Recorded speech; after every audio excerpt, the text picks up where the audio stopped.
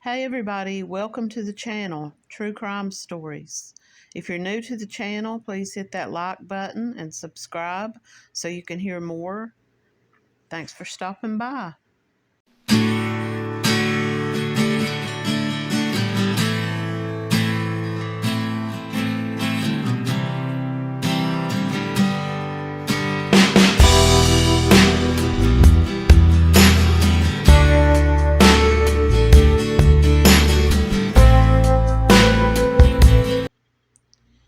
The disappearance of Dannette Millbrook and Jannette Millbrook.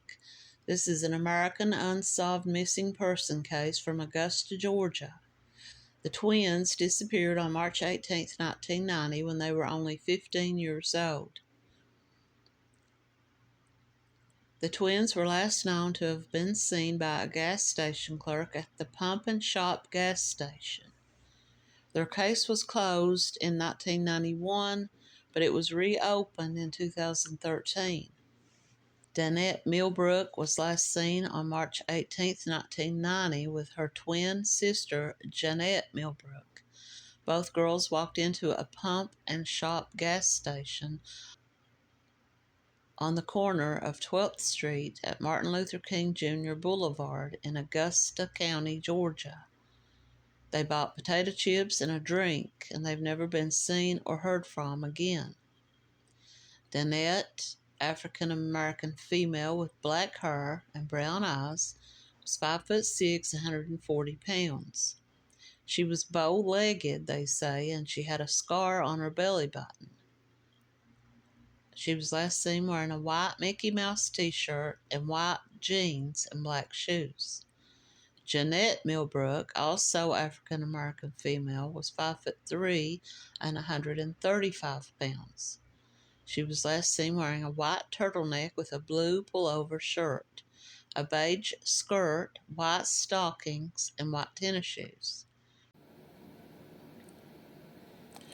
So I found this information about the twins on a website called Criminal. Now, Dannette and Jannette were fraternal twins, and they lived with their mom in Augusta, Georgia. Their mom's name was Mary Sturgis. Now, the twins were in the 9th grade at Lucy Laney High School. And this all started on the morning of March the 18th, 1990. The Millbrook family went to church as they did every Sunday. And later that day, Murray sent the twins to go get lunch at Church's Chicken. And when the girls returned, they told their mom that someone in a white van had been following them. Their mom went and she looked outside and she looked all around, but she didn't see this van, and she didn't really think a whole lot of it. She just thought this is probably just someone out driving around in the neighborhood. They hadn't lived there very long in this new apartment where they were living. It was 3 miles away from the twins' high school, and their mom didn't want them to walk that far every day to school, but she didn't have a lot of money, so she really couldn't spare a lot of money for them to ride the city bus. But the girls had a godfather named Ted, and he lived in their old neighborhood.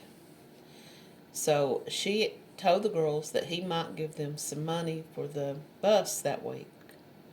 So they called him up, and he said, yeah, he would give them $20, and that would do them for the whole week, for them to be able to ride the bus and get some extra snacks. So they left their house that day at around 3 o'clock, and they were going to walk the 3 miles to Ted's house. But they never returned home. They vanished without a trace. They were only 20 days shy of their 16th birthdays. Later that evening, when the girls hadn't come home, their mom called Ted and said, where are the girls? And he said, they came here, I gave them $20, and they said that they were going to go visit their older sister. Now, their older sister lived in the same neighborhood, and so the mom calls her up, and she says, yeah, the twins came here. The sister told the mom, the girls seemed a little off, like something was wrong, and they were asking her to walk home with them, but she had only just had a baby, and she just wasn't up to this long walk and then have to walk all the way back by herself again. So she just told them, I'm sorry, I can't, But she did say the girls were acting a little bit like they were kind of not really wanting to walk back home alone. So when they left her house, they went to visit a cousin named Juanita who lived only 1 block away. Juanita told the girls' moms that they also came to her house and they asked her also to walk back home with them. But her mom wouldn't let her because it was going to get dark, and she said by the time she walks back home with you all and then starts back home on her own, it's going to be dark, so she wouldn't let her go. So they last saw the girls heading out the door, and they said they were going to head over to a nearby convenience store. So at around 4:30 that day, the girls show up at this store that's called the Pumpkin Shop. Now, this was a convenience store that was located on the corner of 12th Street and Martin Luther King Jr. Boulevard. The girls bought some candy, potato chips, and soda. The clerk was a woman named Gloria, and she knew the girls, and she knew, the family from the neighborhood, and she'd seen them all come in and out of her store many times. And she told investigators that she saw a car outside, but she didn't give it much thought. She didn't pay any attention to the make, model, or color. But looking back on it, could the girls have been offered a ride by somebody on the street when they came out, and maybe they were just so excited not to have to walk back that they accepted a ride. But Gloria, the clerk, she couldn't really say whether or not the girls were with this person or if they got into the car. And they didn't really have cameras up around these stores back at that time. She just said she was busy waiting on other customers, and when she looked up out into the parking lot, the girls were gone, and the car was also gone. So she didn't know if the girls got into that car. So after they disappeared, their family starts to talk, and the cousin and the sister and the mom, they all start talking, and they realize that these girls were afraid of something. They didn't want to walk home by themselves. They had told their mom that a man in a white van had followed them part of the way, and they were probably afraid that maybe they had seen this van again and they just wanted somebody to walk home with them. And they thought that it was strange that they made these multiple requests for somebody to walk home with them. So when the girls hadn't returned home, their mom called the police and she wanted to follow the missing person report, but they told her that she had to wait 24 hours. And she called back exactly 24 hours, but it took an entire week before the investigator, a man named Jim Shipp, was finally assigned to the case. Now, they waited a full week before anybody went out to take the mom's statement and to get details about these two girls' disappearance. This detective, Jim Shipp, he went over to the high school and he spoke to some of the classmates there. And one of the girls claimed that one of the girls was pregnant and that they ran away from home because they didn't want to get into trouble. Now, a lot of people over the years questioned this detective if he actually was told this or if he assumed this and just wrote it down in the report that this is probably what happened. Just assuming that these two young girls were in some type of trouble, and he just wrote that down, and he just wanted to close this out. He didn't want to be bothered with it. This was the attitude that a lot of people felt from the police. But this was just one of many bizarre rumors that would spread. You know how it is in high school. One rumor takes off and everybody, the next thing you know, 20 more rumors have been attached to it.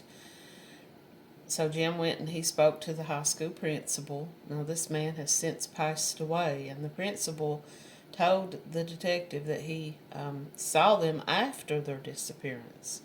He said he called out to them, but they took off running in the opposite direction. And so Jim took this statement and he closed the case out. And to this day, people don't know if that was also just another thing that the detective wrote down. They say that this man really threw a wrench in the investigation and the search for these two girls. Um, Now, it was clear that that day that they did go to their sister's house and their cousin's house, that they were nervous and afraid. Um, they had never really had anybody accompany them on this walk back and forth, and they had done it many times and had never come back acting like they were afraid or worried. Now, the detective refused to follow up, even though the family had told him this story about the white van and that they had told their mom that this man in this white van had followed them down the street. He refused to even go out and try to speak to anybody in the neighborhood or to see if anybody in the neighborhood had, drove a van like that. So, to the dad, now, the mom and the dad were divorced, and she claims that her husband was abusive to her. She said he wasn't really involved in the twins' lives. They would visit him on occasion, but he didn't really have much to do with them. And the mom claims that he actually told her not to bother looking for them because they probably just ran off with some man. And when he was asked to give samples of his DNA, now keep in mind this was 1990, in case their body was ever found and they wanted to do testing to see if it might be them, he refused to give a blood sample. And so he actually tried to convince the daughter, the one that the girls had gone to visit that day, he tried to convince her not to give her blood either. He was convinced that the police were trying to pin a crime on some of the family, and he said don't do it, and that was his reason, not that he claims that he didn't provide this. But the daughter did give her blood sample, and so did the mom. So in 2019, the sister's younger sister, Shantae, who was only 12 years old at the time that they disappeared, she said he didn't really even want to be involved in the case. He didn't want anything to do with them. He didn't want anything to do with trying to find them. Now, their case barely received any media attention. It was like nobody really cared. Two 15-year-old girls vanished into thin air, and it wasn't until 2013 when the case was reopened. And it had gone through 5 different investigators since then. Now, in 2017, a potential serial killer, Joseph Patrick Washington, was named a suspect. He lived and worked near John Millbrook. In fact, it was said that John Millbrook, the dad of the 2 girls, and this man, this Joseph Patrick Washington, actually ran in the same group of friends, and that they were accused of being drug traffickers and that they were trafficking drugs from the dad's apartment. Is it possible that the girls went to their dad's apartment that day when they couldn't find anybody to give them a ride home? Or is it possible that that they had seen this guy at their dad's apartment before and recognized him, and he offered them a ride home, and they thought, okay, he's somebody our dad knows, so we're going to trust him. It just says here that he was a potential serial killer, and all of his victims were young black women and girls with short black hair. However, he died in 1999 before he could ever be questioned about the disappearance of Dannette and Jannette. Now, this is something about the dad that kind of is a big red flag. In 1996, the dad was accused of helping a man named Ernest Vaughn hide a body of a man that he had killed. Now, their dad was sentenced to 4 years in prison for helping to conceal a corpse, conceal the death of this man.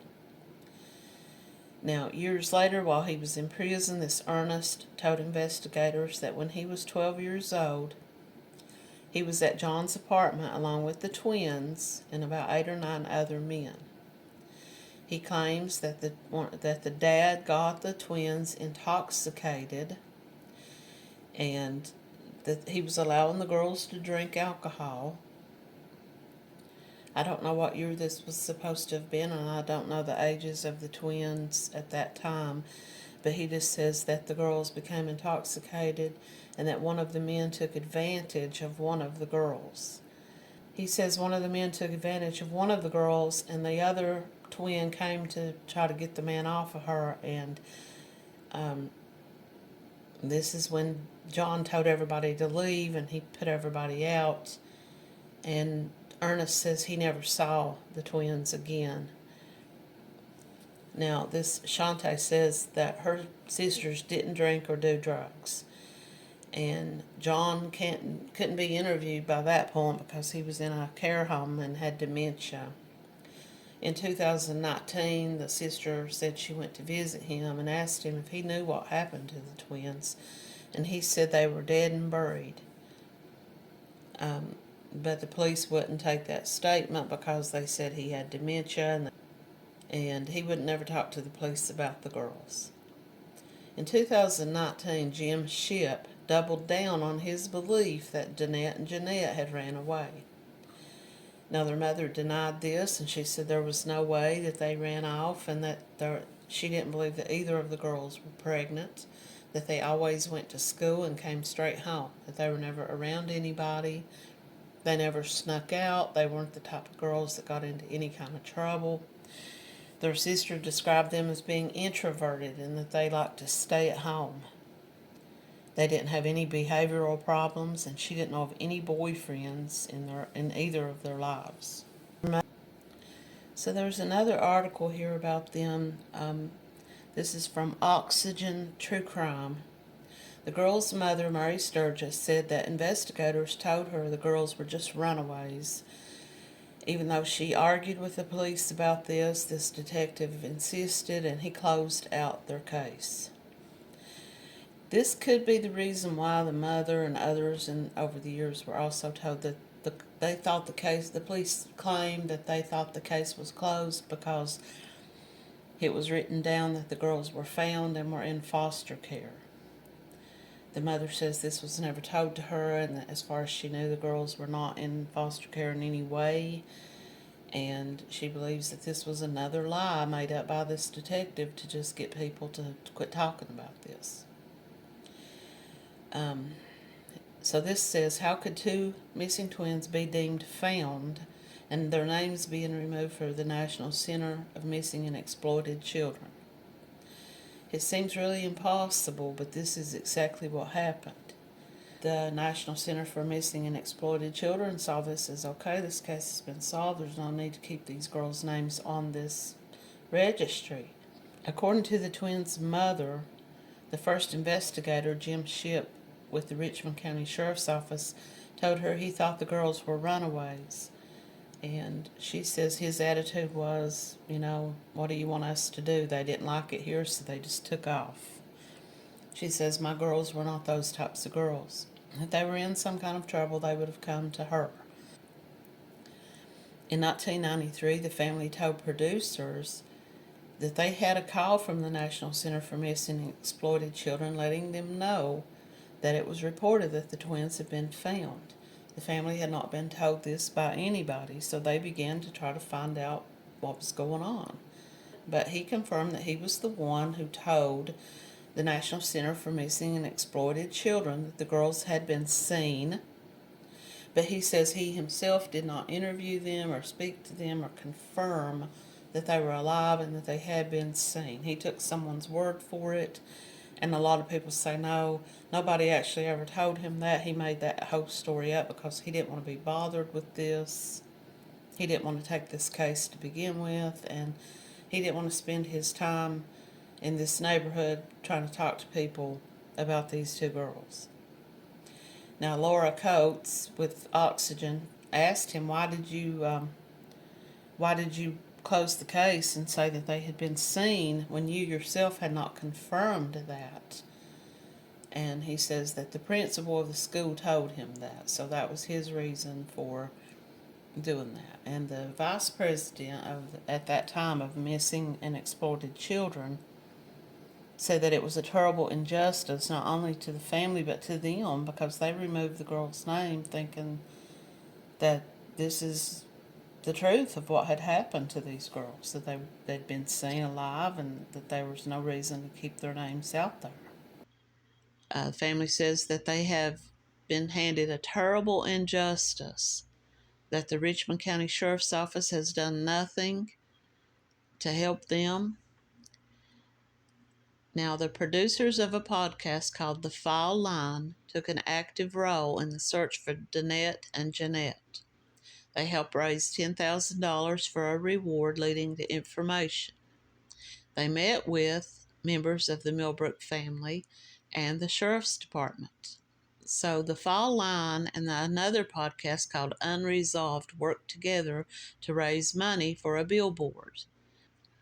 Now, in 1993, Aiken County Jane Doe skeletal remains of an unidentified black female were found in Aiken County, and they were believed to be the result of a homicide that occurred sometime between 1990 and 1992.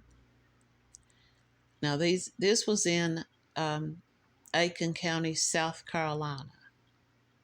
The woman's remains has become known as Aiken County Jane Doe, and the family believes that this could be one of the girls, one of the twins.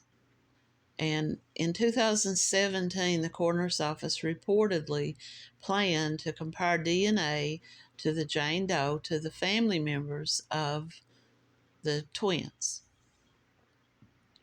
And after the DNA was tested, it was found that these were not the girl, that this Jane Doe was not one of the twins.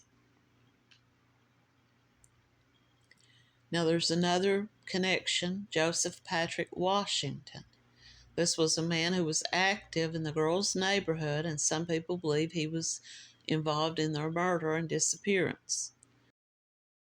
He was sentenced to 17 consecutive life sentences for criminal convictions with abductions and sexual assaults of 5 women. 3 of these women survived and testified against him. He received the death penalty in the murder of Marilyn Denise Kelly, and he was a suspect in the murder of Loretta Dukes. But he died in 1999 before the trial started. So they believe that he may have been involved. He may have been the man in the white van who followed these girls around. The twins' mother, Mary Louise Sturgis, has been very involved in trying to find the girls. Their father passed away in 2021, and he spent the last few years of his life in a nursing home. He died from dementia, and he never, but it was said that he had never expressed any desire to look for the girls. Their sister Shanta became a vocal advocate in the search for them, and she continued to make calls to the Sheriff's Department. It was her, Shanta, who prompted the case to be reopened. She has been outspoken and very critical of the investigation and the initial investigation. There is one chilling theory about what happened to them. Now, this man is among several of the theories about what might have happened to them, Joseph Patrick Washington. Joseph Patrick Washington lived and worked in Augusta at a local brickyard. He worked not too far from where the twins lived and from where they traveled each day. So it's the theory that he probably would have seen them as they walked along. Washington lived on Hell Street, which meant to get to work he would have to drive on Martin Luther King Jr. Boulevard, where the pump and shop is located. So that leads to the theory that he might have been the man in the van. He might have also been just driving by or walking by at that time and seen them. He was known to drive several different vehicles, but not a van. But he did have access to the vehicles at his job because he did make deliveries for this brickyard. So he may have had access to a van. He had a type. Now, he was actively attacking women in the 1990s around the same time that the twins disappeared. He liked young black women ranging in age from teenage years to the early 30s. He said that after he would abduct a victim, he would take them to a second location where he would often shoot them in the stomach and then rape them. Some of the women who survived his attacks said that he would take his t-shirt and pull it up and hold it in his teeth so that he wouldn't get their blood on his clothes as he was raping them after they had been shot in the stomach. He would tell his victims that he had HIV and that these rapes were his way of getting revenge against women because his ex-girlfriend had cheated on him and given him HIV. He was sentenced to 17 consecutive life sentences in 1995 for several abductions between 1991 and 1993. He was found guilty of sexually assaulting 5 women, 3 that he shot but who survived. He never made it to the murder trial because he died in 1999. The fact that he was able to take both women together, if that's the case, maybe he was just trying to grab one of the girls and the other just would not let her go without her. And maybe she just jumped in and went with her because she didn't want her sister to be taken. Now, I'm just talking about this man because this was an assumption that when the case was reopened of the Millbrook twins, their case was closed fairly quickly, and it sat closed and forgotten about for many years until detectives reopened it in, I think, 2013. They decided to reopen the case. But as of right now, Dannette and Jannette Millbrooks are still missing.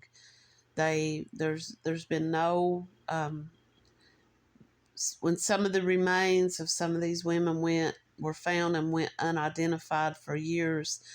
Some people believe that it could have been them or at least one of them, and it just turned out with DNA and other dental records and stuff that it wasn't.